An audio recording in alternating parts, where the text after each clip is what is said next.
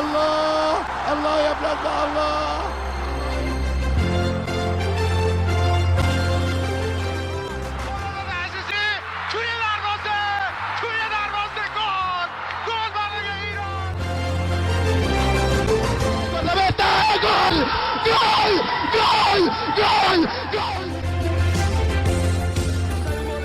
Fez a finta, lá vai Romário, é gol!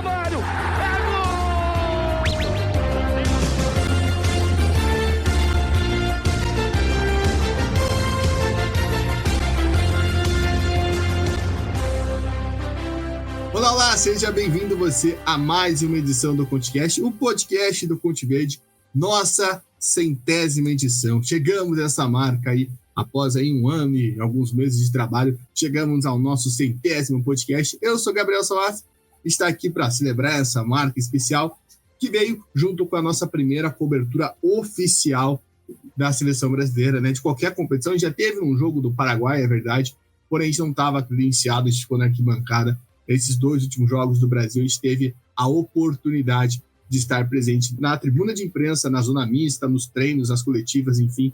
Foi um período muito intenso e a gente está muito feliz de poder dividir, partilhar isso com você ao longo de toda essa jornada aí dessa data FIFA de setembro e também ao longo daí para frente. Vamos ver o que o futuro nos reserva, tá certo? Antes de apresentar quem está aqui comigo para debater, para conversar sobre a seleção brasileira, sobre essas 2 partidas da seleção, vitória até que enfim das eliminatórias, porém a atuação ainda não convenceu. Eu convido você a seguir a gente nas redes sociais, Threads, não Twitter, Instagram, TikTok, @ConteVerde_. Também, se você está escutando esse podcast no Spotify, no YouTube, dá uma verificada se está inscrito no nosso canal. Se você segue, deixa o like, deixa a sua avaliação, é muito importante para nós.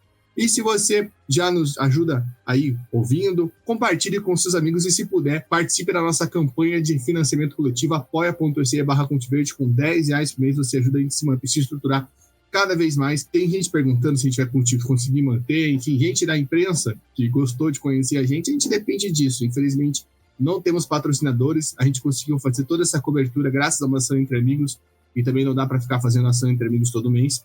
Então a gente pede aí a sua colaboração, você que gosta, você que escuta, você que confere o Conte Verde, gosta do ConteCast, quer que a gente mantenha, né, quer que a gente esteja ali na cova da seleção brasileira, a gente pede aí sua humilde ajuda para que a gente possa fazer mais viagens, possa seguir cada vez mais a amarelinha, não só a amarelinha, né, mas também conseguir seguir de perto as outras seleções, todo esse futebol mundial de seleções que a gente tem aí com rumo à Copa do Mundo de 2026. Hoje, ao meu lado aqui para falar sobre essas 2 partidas, Elcio Vai Júnior. Juninho, o Brasil venceu, a gente tira esse peso, né, de aí algumas derrotas consecutivas eliminatórias que o Brasil estava, vence aqui em Curitiba contra o Equador.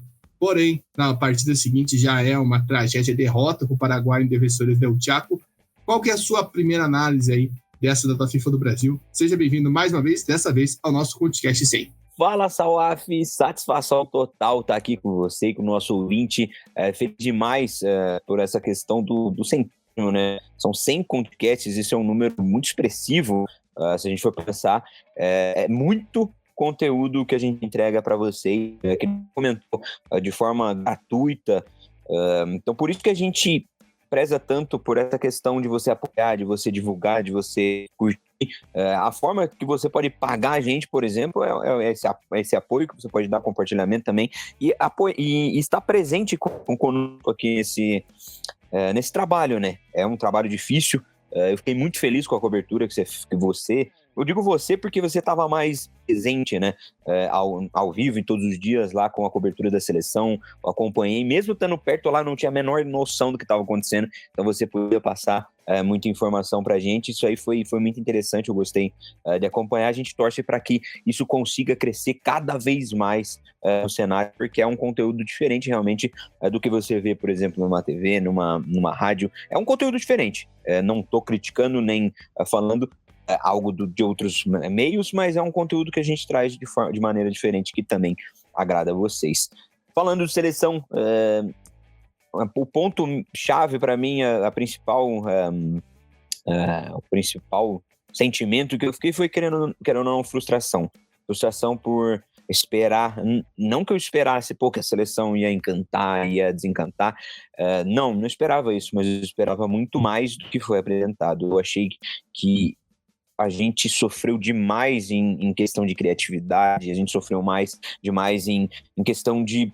Tava muito monótono, a gente tentou muito a mesma coisa e não conseguia tirar nada, mesmo tendo a maioria dos melhores jogadores do mundo estão presentes, jogadores top de nível em nível de clube, e na seleção não conseguem render absolutamente nada. Então eu fiquei frustrado.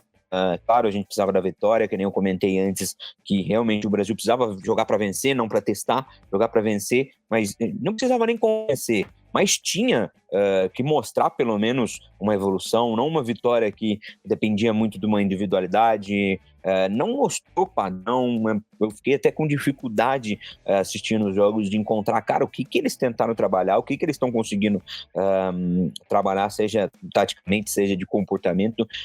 Ficou difícil de encontrar padrão. Então, eu vou falar mais sobre isso, mas para esse começo eu fico frustrado com o que a seleção vem apresentando, com o que a seleção apresentou nesses 2 últimos jogos, mesmo com a vitória aqui em Curitiba.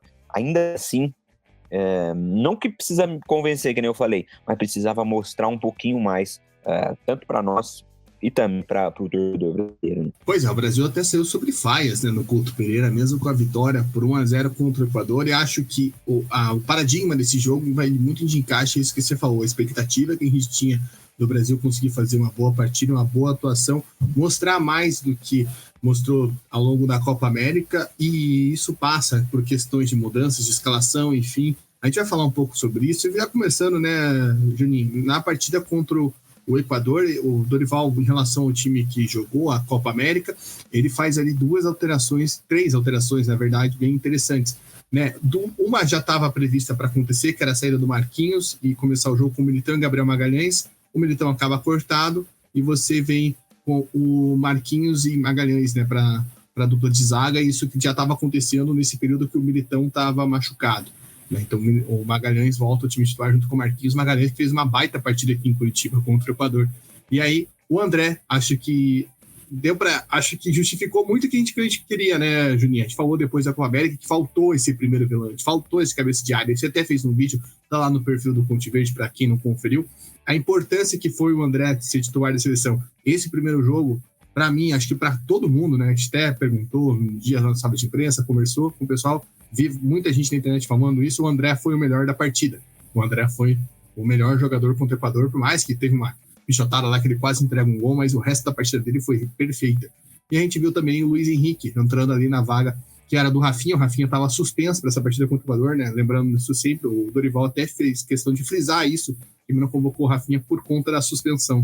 Juninho, mas falando nessas alterações, o que você achou de entrar nesses 3 e também falar um pouco da intensidade desse primeiro jogo, né? Eu acho que o Brasil começa muito bem o jogo contra o Equador. Eu acho que o primeiro tempo do Brasil é bom. Falta arriscar um pouco mais, e a gente pode até passar nesse ponto, mas faz o gol com o Rodrigo, né? A bola desvia no zagueiro, mas o Rodrigo também é um cara que a gente até conversou, você fez um vídeo no seu perfil falando sobre a movimentação dele, tão interessante que é. E o segundo tempo o Brasil para de jogar. E parece que para de jogar, e isso vai para o Defensores del Chaco da mesma forma. O Brasil não joga como jogou o primeiro tempo contra o Equador. O que você acha que mudou do primeiro tempo para os outros jogos? Foi o gol? Foi, sei lá o quê? Jogar fora de casa, enfim. E também falar sobre essas mudanças aí, essas novidades em relação à Copa América. Então, o primeiro ponto que eu acho, a gente pode distinguir mesmo, são 3 tempos e o primeiro tempo contra o Equador. Realmente, o primeiro tempo contra o Equador, a seleção brasileira teve bastante volume, conseguiu criar, mas que nem a gente gosta de falar, a gente quebra a pressão, a gente chega, mas na hora de último terço, ali de finalizar mesmo a jogada, a seleção está com dificuldade em criar finalização, e quando finaliza para, por exemplo, ter oportunidade de gol. Isso passa muito, por quê? Porque a seleção está com uma forma de jogar que ela é muito previsível. Então, o Dorival está tentando fazer com que o que aconteça. A gente tem a mobilidade, que eles gostam de falar, que essa mobilidade é que tenha troca de posição, principalmente dos homens de meio. Só que são trocas que não são efetivas. E o que acontece? Eu vou entrar mais nesse ponto aqui porque eu quero não desabafar, mas explicar um pouco sobre essa questão. A seleção brasileira está dependendo muito dessas trocas de meia, E o que acontece? A bola fica na circulação do zagueiro, e o quanto os meias estão trocando por trocar, fica algo sem sentido. Quando é uma troca, por exemplo, se você quer quebrar uma marcação, beleza, mas é uma troca simplesmente por trocar de posição, isso não gera nada para a construção, para a criação do time. Então o que acontece? Os meias estão ali criando, a bola bate no zagueiro, o zagueiro tenta achar, por exemplo, um médio por dentro, alguém que esteja por dentro, a bola volta, tenta a conexão, talvez no lateral ou do zagueiro direto com o ponta, e o ponta que se vire, ou qualquer outra maneira de chegar na meta do adversário. O zagueiro buscando um volante, o volante tentando achar o Rodrigo com essa alta taxa de participação, que nem eu gostei de falar, que nem eu falei lá no Conte Verde, porque o que é essa alta taxa de participação? O Rodrigo, ele acaba pisando em vários setores. Por quê? Porque a seleção depende muito que a bola chegue nele.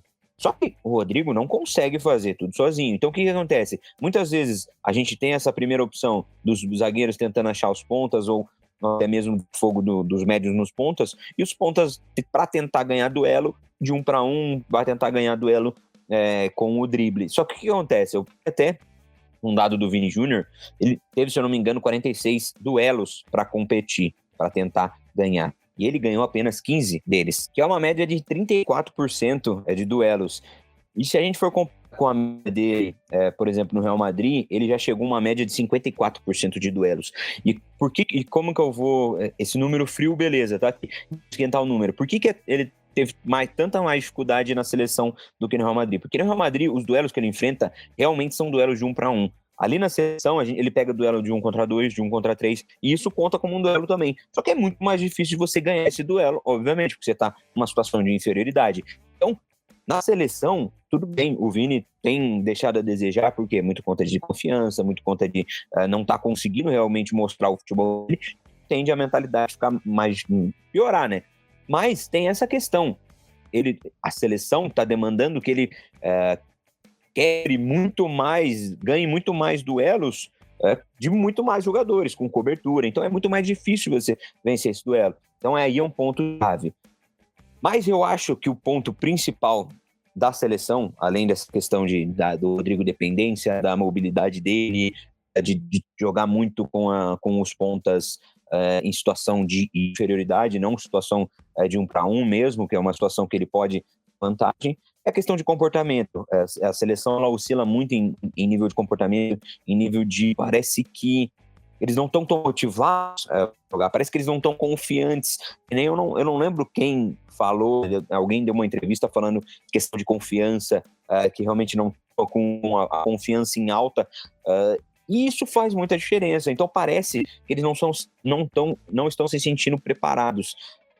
Quando o atleta não está preparado, isso é sinal do quê? Que talvez ele não tem um respaldo tão grande, por exemplo, de uma equipe técnica, de trabalho, não querendo criticar, mas talvez eles não estejam tão preparados para entrar em campo, por exemplo, e vestir a camisa da seleção brasileira, se eles estão nessa fase de confiança. Isso depende muito do quê? Do trabalho extra-campo, do trabalho de treino, do trabalho de psicologia, do trabalho de resgatar a confiança do jogador através do treinamento, mostrando que eles são capazes de jogar, capazes de, por exemplo, explorar todo o talento deles. Então, tem as questões técnico-táticas, mas tem essa questão comportamental, que também afeta muito a seleção brasileira, né? E, desculpa, acabei me falando demais aqui, mas a questão dos atletas. O Magalhães, eu gosto dele, realmente é um atleta de muito nível, altíssimo nível, seja em Premier League, seja na seleção. Ele é um atleta que tende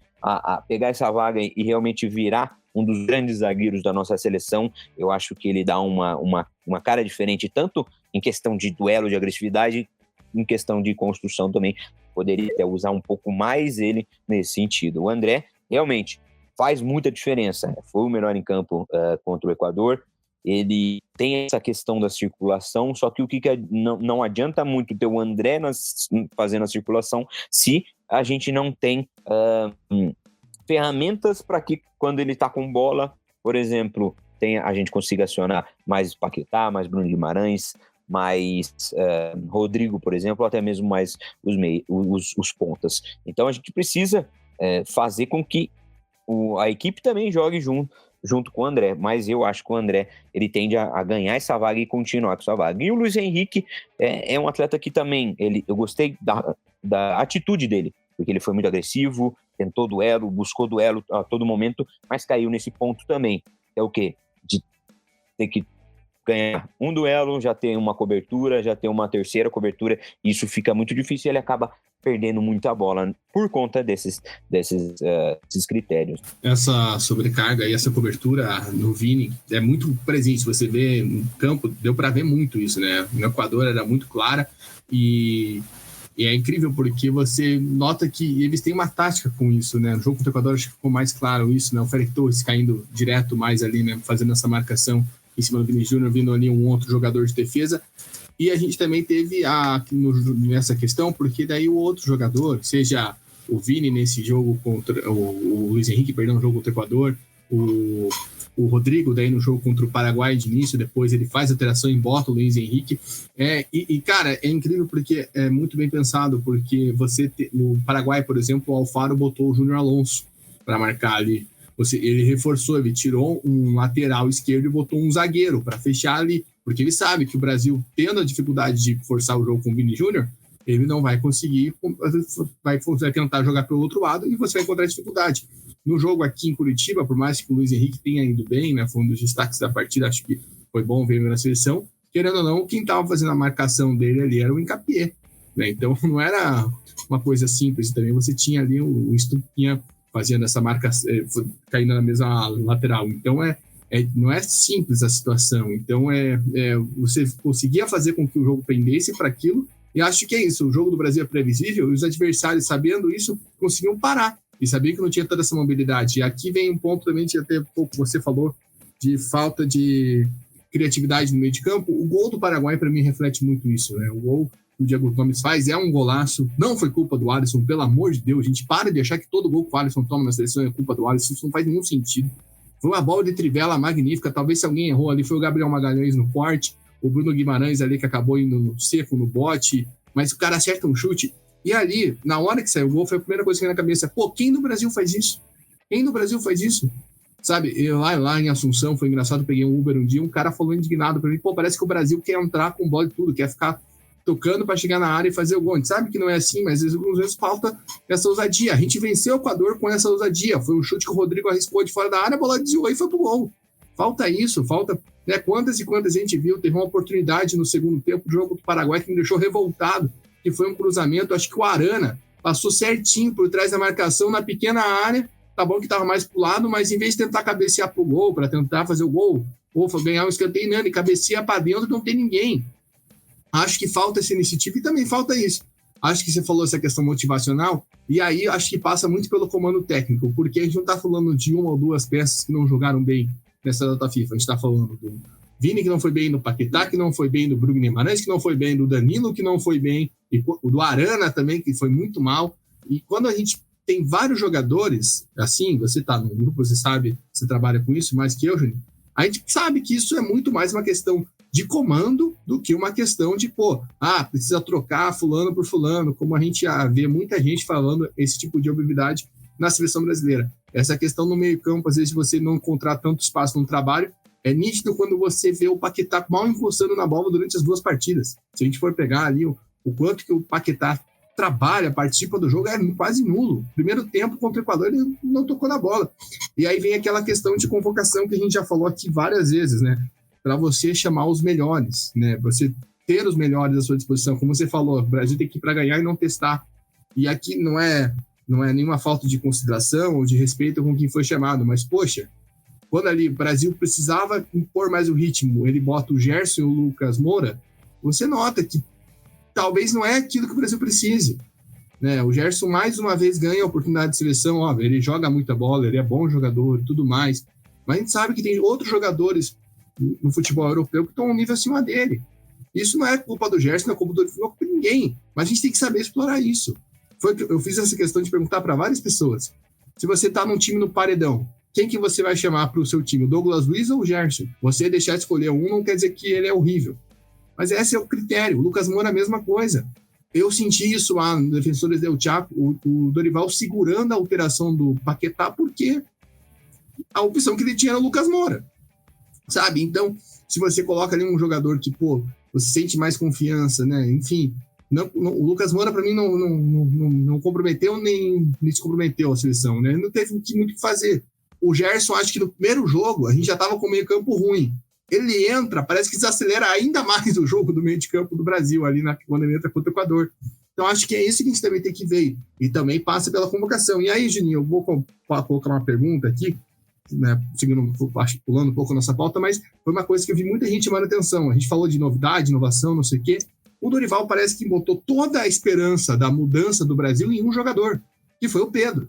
A gente soube pelas informações iniciais que o Pedro estava treinando para ser o 9, para, né, aquilo que a gente falou efusivamente aqui, que faltou na Copa América, e ele infelizmente acabou se machucando, uma lesão muito séria, vai voltar só no ano que vem, né? A gente lamenta muito, não só por ele ficar fora dessas partidas, mas essa questão de seleção brasileira, não é a primeira vez que rola isso com o Pedro convocado, mas a gente viu que o Dorival, tanto que ele vai para o jogo com o Rodrigo, ele volta para o esquema da Copa América, que não deu certo, com o Rodrigo de falso 9. E aí, no segundo jogo, ele coloca o Endrick. A gente já destacou aqui algumas vezes, né? O Endrick não é esse camisa 9, né? Esse 9. Por mais que às vezes ele atue como. Eu sei lá, eu vejo o Endrick muito mais com aquele cara ali. Quando a gente lembra a época que tinha muito 4-4-2, a gente tinha dois jogadores, né? Que tinha um 9 e um que ficava circulando a área. Eu vejo o Endrick muito mais com esse cara. Enfim, e aí o João Pedro, que podia ser esse cara, entra bem. Então, eu queria que você falasse sobre isso, né? O João Pedro entra no segundo tempo e entra bem na partida. Acabou não tendo tanta oportunidade, a bola não chega. O Endrick também sofreu com isso, né? Por mais que o Endrick tenha feito um jogo muito ruim com o Paraguai, ele sofre com isso da bola não chegar. Mas queria que você falasse isso, Juninho. Você sentiu que o Dorival botou toda essa pinta de mudança, né? De alteração na seleção brasileira em torno de um nome só, que foi do Pedro, e acabou, infelizmente, perdendo e não soube, e demorou para repor, né? Só na outra partida contra o Paraguai, porque não sei como e nem porquê, nem o Endrick, nem o João Pedro entraram na partida contra o Equador, que para mim não fez o menor sentido. Cara, para mim também não faz sentido. Realmente parece o que estava com toda a esperança e a estratégia dele montada com o Pedro. Só que isso mostra como, querendo ou não, ele tá um pouco despreparado no sentido de, cara, não dá para depender de um atleta que você não vinha sendo convocado na seleção brasileira e você simplesmente agora convoca um camisa 9 nesse perfil e acha que talvez isso vai dar certo. Se caso porventura ele não jogue bem, o que pode acontecer? Eu volto para a estratégia, né, que eu fiz na Copa América, exatamente isso, independente de quem eu tiver no corpo de atletas ali. Isso é um despreparo, querendo ou não, porque realmente o Endrick, ele não tem o perfil do Pedro. Ele pode até jogar de 9, mas é um 9 muito mais de rupturas curtas. Ele depende muito mais de, por exemplo, ter um médio perto dele, algum, por exemplo, pisando próximo dele, porque ele não vai ser um cara que dentro da área sozinho ele vai conseguir gerar espaço, ele vai conseguir sustentar. Ele é um cara desse perfil. Ele é bom pra caramba, mas não tem esse perfil. Assim como o João Pedro, que entrou muito bem. Eu gostei pra caramba dele. Eu achei ele muito ativo, saía bastante da área, então tem um perfil bastante agressivo no sentido de participar muito do jogo, e também tecnicamente ele é muito bom. A gente poderia até montar estratégias de acordo com os atletas que tem. Realmente não faz muito sentido. Eu estou tentando pensar na cabeça do Dorival. Cara, eu tenho esse grupo de atletas, beleza. Ele não tem que se prender, por exemplo, a algum tipo de formação, a um tipo de sistema de jogo, posso dizer assim, por conta de um atleta que ele espera. Ele tem que ter e pensar em várias possibilidades, em vários contextos, em várias formas de jogar com as diferentes peças que ele tem. E aqui eu vou sair um pouco da questão do atacante, falar do quê? Às vezes a gente tá jogando com o Danilo sustentando mais e com o Arana ali. Vale, às vezes, você mudar um pouco, fazer uma situação com, tá precisando sair mais, tira o Danilo, deixa dois zagueiros e faz mesmo que seja uma saída em 2-3, que a gente chama, com dois zagueiros e três médios, a gente consegue ter mais peça de criação lá na frente, foge um pouco daquele 3, saindo com 3 ou saindo com 4, deslizando mais um, o Arana já saltando um pouco, ou sei lá, coloca um ponta, faz uns 3 zagueiros mesmo. A gente vê que a gente tem atletas com essa possibilidade de jogo, tá muito engessado, sabe? Tá muito a mesmice. Aí ele pensa, não, vou fazer uma formação agora, vou fazer uma estratégia 9 de referência. Perdi o 9 de referência, o 9 não deu certo, eu já não sei mais o que fazer. Ele tem que ter um pouco mais parece que ele tem que ter mais conhecimento do grupo que tem também, mas gerar mais alternativa para esse sentido. Ele tá muito fechado nos pensamentos do que pode dar certo e acaba não vou falar de testar, mas de arriscar mesmo coisas diferentes, porque fica muito na mesma coisa de sempre, né? Uma coisa, você falou dessas 3 zagueiros, a gente notou isso no jogo contra o Equador, que às vezes, quando tava 0-0, a gente percebia uma linha de 3 se formando, né? Até perguntaram isso pro Gabriel Magalhães, se o Dorival tá pensando em realmente trabalhar, e eu acho que é uma solução até por um nome que você falou, que é o Danilo, que é um nome muito contestado pela torcida, mas é um nome que a gente sabe, né, que ele não vai sair da seleção, porque, primeiro, ele tem nível para a seleção, apesar de tudo. Segundo, ele tem a confiança do Dorival, ele é o capitão do time, não faz nenhum sentido você tirar da convocação um cara que é capitão. E terceiro, é um cara que passa experiência, dá para ver que o grupo acho que confia nele, né? A gente percebe pelas falas. A entrevista coletiva que ele deu antes do jogo do Paraguai é um absurdo de boa, né? É o Dorival mesmo. Eu infelizmente não consegui chegar a tempo dessa coletiva, então eu mando um abraço aqui à aviação catarinense que impediu a gente de fazer esse trabalho, né? Um excelentíssimo desserviço às nossas pessoas, mas a gente acabou perdendo a coletiva, porém eu acompanhei no YouTube da CBF, as falas do Lino são muito conscientes, muito boas, e dá para ver que ele tem toda a confiança do grupo, mas é isso, não dá para você querer jogar um jogo ofensivo atacando com ele de lateral direito, e a gente infelizmente não teve o Ian Couto. Eu ali no Defensores do Chaco, a todo momento eu ficava imaginando o Ian Couto naquele jogo, e assim ele parecido com aquele jogo da Venezuela, que foi a estreia dele, que o Brasil não conseguia jogar pela direita, estava o jogo todo concentrado pela esquerda, o Danilo, infelizmente, se machuca, o Ian Couto entra e joga muito bem na sua estreia na seleção brasileira.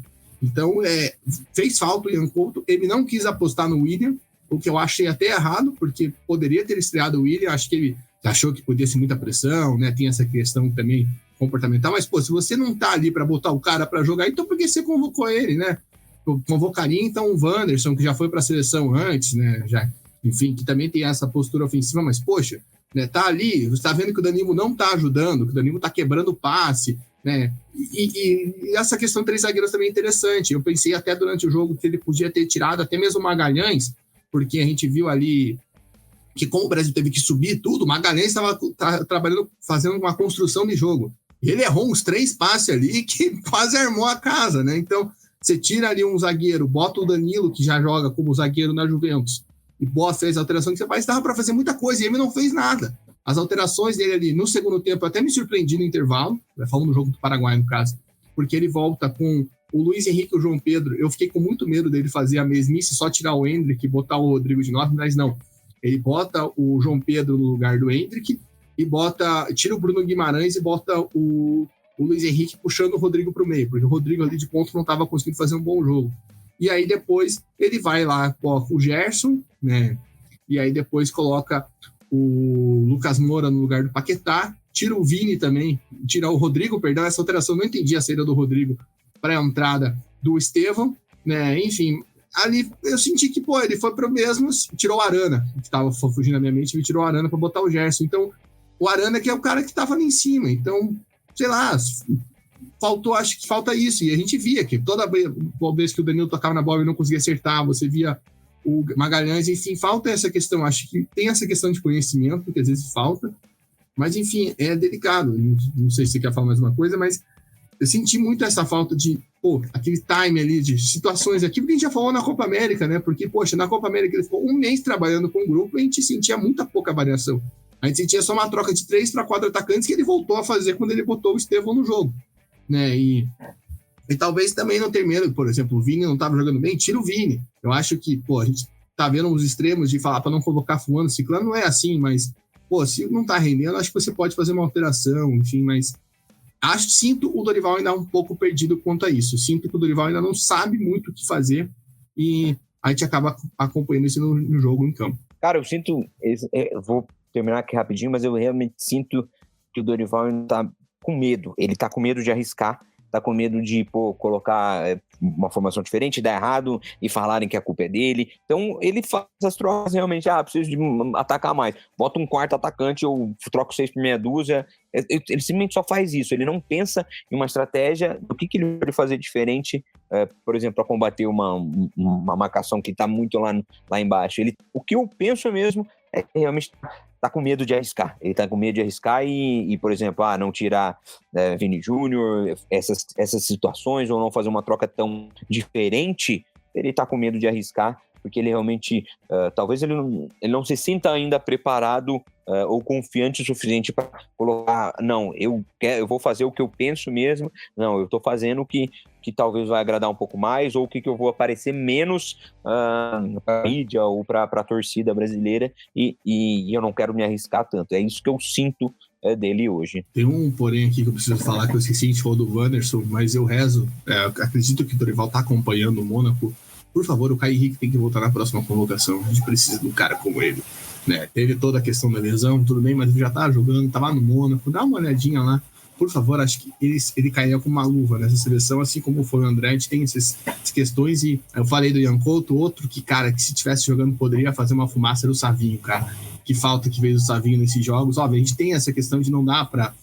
É que é diferente, a gente tá falando do talento individual, a gente não tá falando que o Dorival armou o esquema pro Savinho como foi pro Pedro, mas é diferente. Aproveitando, Juninho, a gente já falou de algumas coisas positivas antes de fechar, queria ouvir com você, né, o Estevão, né, foi a novidade dessa convocação, a gente falou disso nos podcasts, né, ele chegou, fez a estreia, aí entrou no seleto grupo de 5 jogadores mais jovens a estrear com a seleção brasileira, né, junto com o Pelé, com o Coutinho, com o Edu e também com o Hendrick. Queria que você falasse o que você viu, né? Ele foi chamado, entrou nas 2 partidas. No jogo aqui em Curitiba ele entrou mais, né? Entrou aplaudido pelo público. No jogo lá no Paraguai entrou ali na reta final, no lugar do Rodrigo, só para dizer que tentou fazer alguma coisa, Dorival, mas o que você viu dele, o que você viu dele da seleção e o que você acha aí desse garoto que já voltou pro Palmeiras e também já tá jogando uma bola alucinante? Cara, infelizmente, o Estevão acabou jogando um pouco, né? A gente esperava um pouquinho mais de minutagem para ele, mas claro que a gente entende a questão do processo, né? Isso é fundamental dentro da seleção. Isso eu falo para não ter pressa mesmo, porque tem jogadores. Tem jogadores que estão prontos já para, por exemplo, vestir uma camisa da seleção, ser o titular e protagonista da equipe, mas outros jogadores que às vezes têm o mesmo nível e que às vezes não estão tão prontos para esse tipo de situação. Não estou falando que o Estevão é o caso. Eu não sei, por exemplo, como ele se portou em treinamentos. Parecia que ele estava muito à vontade, que ele se sentia bem. Ele é um atleta que, para mim, ele tem uma cabeça muito boa, ele é um menino muito centrado e também com essa capacidade de protagonismo, mas dentro da seleção não conseguiu, por exemplo, tirar muitas coisas. Eu vi bastante intensidade, bastante vontade dele jogar em situações que ele, por exemplo, teve umas que ele conseguiu 1-1, conseguiu um cruzamento.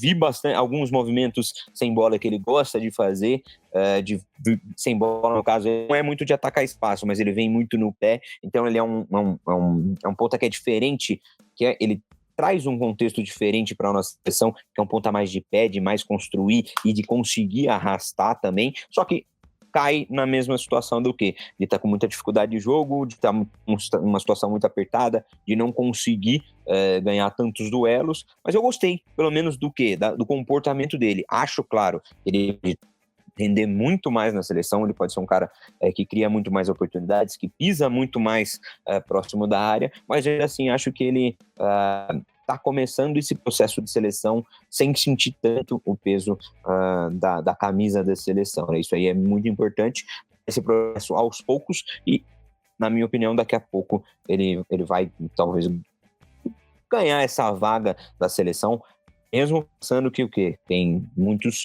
atletas na posição, né? Que nem você comentou do Savinho, talvez vai ser um cara que vai concorrer, vai brigar por essa vaga ali. É um cara também que é fora de série, mas vai ser bom que um vai conseguir elevar o nível do outro e a gente vai poder talvez ter mais variação dentro da nossa seleção, né? Mas eu gostei, mesmo com pouco que eu vi, gostei ele bastante ativo, tentando, buscando algo parecido com o que ele faz no Palmeiras, mas ainda assim ele não conseguiu criar nem perto do que ele pode criar, né? Pois é, ver se ele vai ter uma sequência, né? Você falou o Savinho, a gente também tem o Rafinha, que tá muito bem na Espanha, né? A gente tem uma concorrência nesse meio campo, tem o próprio Luiz Henrique, tem o Martinelli, que ficou de fora, né? Na questão de lateral do campo também. Ver o que o Dorival vai fazer para a próxima convocação. E, Juninho, para fechar, né, a gente vai ter convocação aí na próxima semana, provavelmente, já porque o jogo contra o Chile é dia 10, então tem toda a questão de tempo.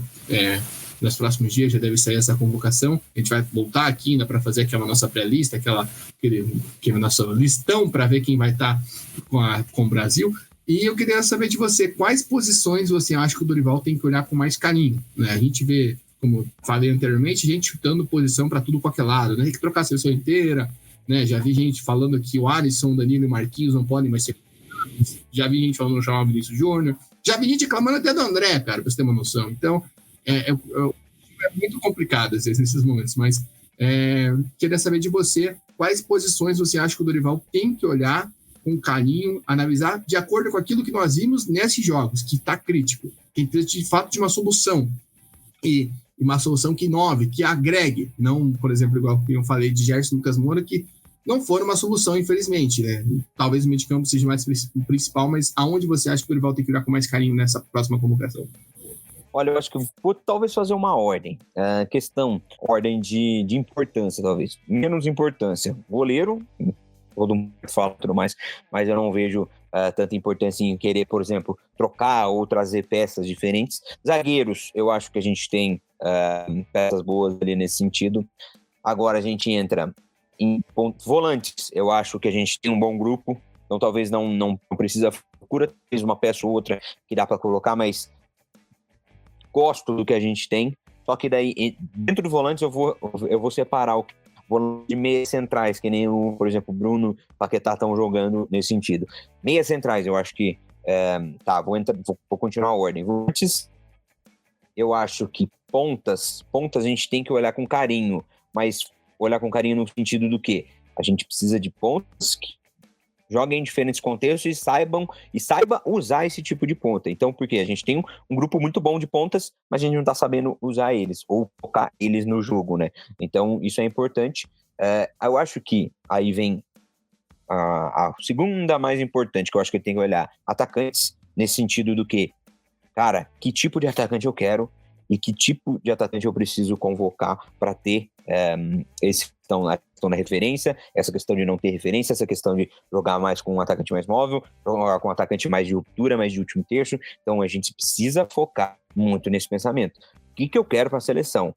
Como que eu quero trabalhar a seleção e que tipos de estratégias eu posso elaborar dentro dos jogadores que eu tenho, dentro do leque de jogadores que eu tenho. Isso é muito importante.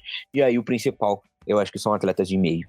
A gente precisa de coisas diferentes no meio campo. A gente precisa que criem mais atletas, não só, eu não gosto de falar atletas de criação, mas atletas que gerem mais para a nossa equipe. E não só falando dos jogadores, assim, que nem a gente fala de Paquetá, de Bruno Guimarães, seja quem for, eles jogam, sabem jogar, eles vêm jogando bem. A gente vê jogos agora na Premier League e eles estão bem. Eu acho que o principal são essas peças, mas o principal é você ter mecanismos e ferramentas para fazer com que esses jogadores consigam jogar. Então a gente tem que pensar nas peças, pensar em meias diferentes, em diferentes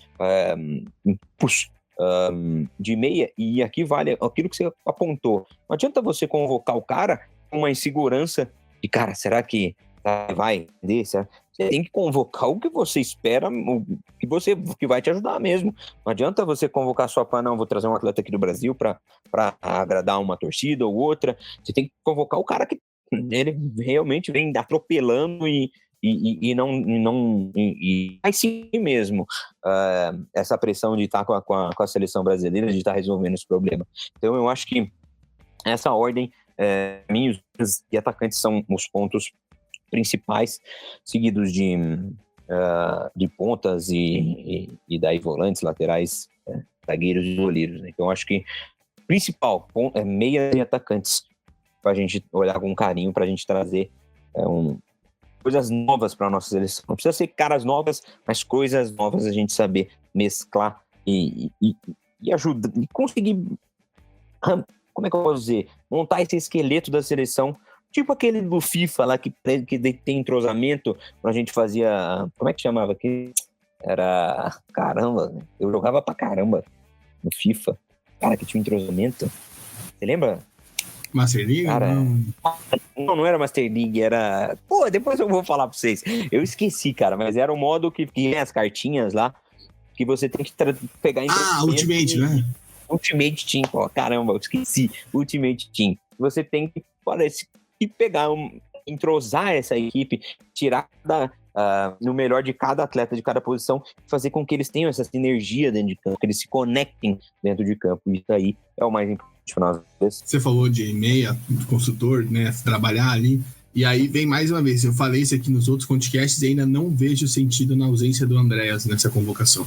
Porque justamente nessa posição que a gente está reclamando, foi ele o cara que o Dorival trouxe como uma inovação lá no começo do ano, que ninguém apontava, ninguém olhava para ele foi lá no Fulham, pegou, foi lá, conversou, a gente até conversou, o Léo na época falou que era uma boa, e acabou sendo, ele jogou muito bem quando entrou, quando ele teve que participar também dos jogos ali antes da Copa América, foi bem, na Copa América ele sentiu, e até conversando com uns companheiros, eles falaram, parece que o Dorival, né, por conta de toda a polêmica que teve lá com a eliminação do Uruguai, né, que envolveu o Andréas, quis botar no dele a eliminação, na do Andréas. O Andréas foi o queimado da vez, né? Foi o Fernandinho da vez, foi o Felipe Melo da vez. E não é assim, cara. Então, acho que foi um cara que, pô, fez a diferença e foi meio estranha a ausência dele, né? Então, espero que ele esteja de novo aí nessa próxima convocação, porque realmente, para mim, não fez muito sentido, e a gente tem, falando até de meio de criação, a gente vai falar muito isso no próximo podcast, mas a gente vê o Rafinha jogando mais por dentro agora, então estou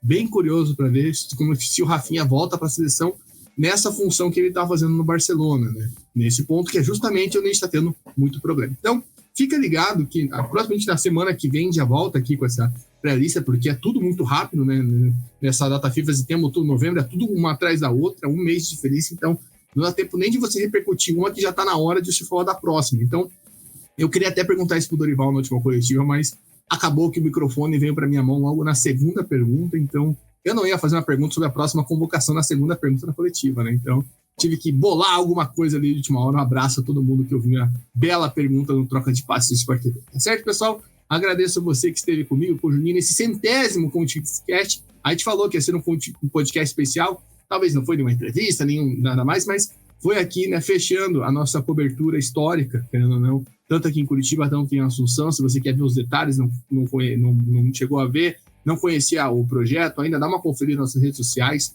Threads, Instagram, TikTok, @ContiVerde Online. Tem tudo lá, os vídeos, as coletivas, entrevistas, enfim, muita coisa legal, entrevistas com o pessoal do lado de fora do estádio, tanto com o paraguaio, tanto com o brasileiro. Inclusive, deixa aqui fazer meu argumento aqui sobre como é bom ver Júlio Enciso jogar pessoalmente, tá, cara? Pô, é um privilégio. Esse moleque joga demais, né? Eu fiquei encantado. Apesar dos anos com a seleção, fiquei encantado. Vocês vão conferir isso, acho que com o podcast 102 ou 103, vai ser com o Dudu Nobre sobre as eliminatórias sul-americanas, mas fica de olho, fica ligado. Também segue a gente aqui no YouTube, no Spotify, para você saber, quando tiver o próximo podcast sobre a seleção brasileira, sobre eliminatórias, ainda vai ter podcast aqui sobre eliminatórias sul-americanas, eliminatórias asiáticas, eliminatórias da Oceania. Tudo o que aconteceu na data FIFA a gente vai repercutir por aqui, literalmente tudo. E convido você também, se puder, apoia.se/ContiVerde. Com R$10 por mês, você ajuda a se manter, a estruturar e, quem sabe, voltar a viajar, ir para o Chile, para Brasília, e para onde for a seleção junto. Né? Juninho, você sabia que o nosso grande Osiris Nadal já deu uma bênção para mim, né? Deu uma bênção para o ContiVerde para estar lá. O Osiris Nadal, para quem não conhece, se você já ouviu alguma coletiva da seleção brasileira, você já ouviu o Paraná Te Abraça em algum momento. Esse é o Osiris. O Osiris tive a oportunidade de voltar no voo com ele para Curitiba, então, pô, ele ele falou pra gente se endividar até, cara. A gente é consciente que vai fazer isso, mas então não deixe que o ContiVerde se endivide e siga o conselho do Messi, né? De um cara que cobra a seleção aí há 50 anos. Então, Juninho, agradeço demais pela sua participação, sua companhia. Também vai ter mais conteúdo lá do ContiVerde, né? do material de análise, né? Nosso time de scout, o Silva Júnior, trazendo novidades sobre o que rolou na data FIFA, né, irmão? Com certeza. Bom ouvir esse relato. Cara, eu acho que vale a pena endividar às vezes, né, pelo sonho aí, né? Mas é bom ver esse projeto crescendo. Eu sei como é difícil, que nem a gente comenta, como é difícil a gente crescer dessa maneira, mas a gente vai crescendo, tá crescendo aos poucos, e pode ter certeza que logo a gente vai estar muito grande aí para vocês acompanharem o nosso projeto, que é tão interessante. Principalmente para ver acompanhar essa seleção de perto e ter esse conteúdo tão diferente que a gente passa para vocês. Vai ter conteúdo, sim, da parte de análise. Eu tô separando, é um conteúdo um pouco mais refinado, então ele demora um pouquinho mais, mas eu já tô quase no processo de edição para passar para vocês, por isso dar aquela moral, porque esse tipo de conteúdo dá trabalho mesmo, porque realmente é trabalhoso, e para mostrar para vocês um lado diferente do futebol que talvez você não veja em outros lugares. Tamo junto, satisfação participar desse 100º, participaremos, teremos muito mais edições aqui para a gente aproveitar, e ficamos até a próxima. Logo já vai ter, semana que vem provavelmente, né, Seleção Brasileira. É bom esse final de ano porque é corrido, mas a gente tem bastante conteúdo para passar para vocês, e vamos torcer sempre, claro. Minhas últimas falas estão sempre na esperança, né? Vamos torcer por uma melhora da seleção brasileira. Mas vamos continuar torcendo, né? Porque a gente é brasileiro e não desiste nunca. Tamo junto. Porque se não melhorar contra Chile e Peru também vai ficar bem complicado, né, meu amigo? Então, dar um abraço também para Kiyomi Nakamura, que todo mundo que já também viu a seleção brasileira, a jornalista japonesa, também tava. Tem um vídeo dela, inclusive, no nosso Instagram. Então dá uma conferida lá. Muito legal estar no meio dessa galera. E claro, a gente espera estar lá mais vezes. Também mandar um abraço aqui. A gente às vezes desce muito pau na seleção, mas queria mandar um abraço para o pessoal da comunicação na seleção brasileira, o Glauber, o Sérgio Rangel, que acolheram a gente muito bem, né? Conseguiram resolver nossos pepinos lá, que tinha alguns, e deu tudo certo. Mandar um forte abraço para eles, pessoas sensacionais que ajudaram muito na nossa cobertura. E a gente volta para falar mais sobre a seleção brasileira, sobre futebol de seleções, sobre eliminatórias para a Copa do Mundo a qualquer momento. Fique ligado e eu espero você no próximo Ponte Verde. Ponte Verde, caminho da Copa do Mundo, passa por aqui. Até mais!